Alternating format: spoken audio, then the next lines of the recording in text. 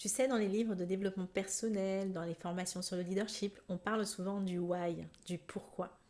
Cette quête incroyable et nécessaire que tu dois faire pour trouver ta mission de vie, pour trouver où tu dois être, pour trouver ton alignement, ton étoile du Nord.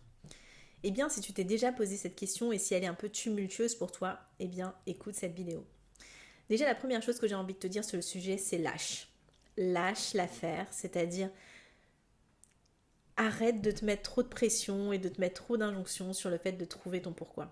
Je pense que c'est une nouvelle pression autre qu'on se met à nouveau et c'est vraiment une quête en fait de savoir quel est son grand pourquoi.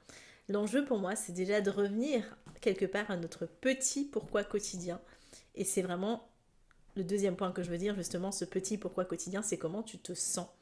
Parce que l'enjeu c'est pas tellement pourquoi est-ce que je veux faire ci, faire ça, pourquoi est-ce que je suis faite, etc. Même si bien sûr, moi j'adore aussi ces questions philosophiques et tellement profondes. Et bien sûr, on a tous cette quête aussi de comprendre pourquoi on est là sur cette terre, c'est sûr.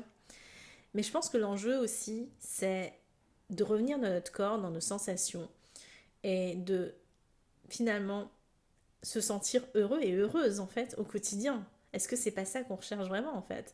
C'est se sentir aligné. Et si on a notre pourquoi, c'est qu'on se sent aligné, c'est qu'on se sent bien, c'est qu'on sait que notre corps, notre esprit, notre âme sont totalement en adéquation quand on est en train d'agir. C'est ça qu'on recherche, je pense, au fond. Cette sorte de fluidité, d'unité aussi, de puissance peut-être aussi. En tout cas, voilà, je t'invite à revenir à tes sensations.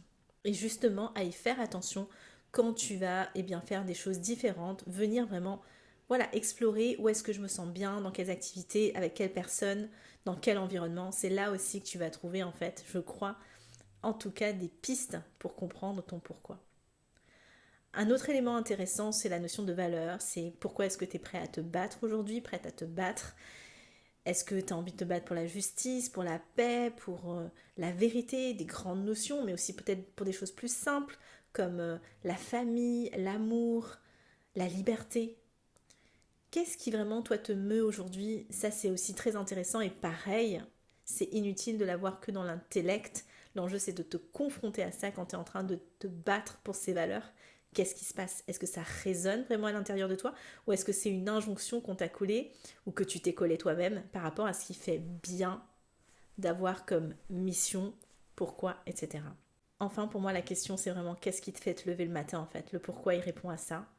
Qu'est-ce qui te fait te lever le matin?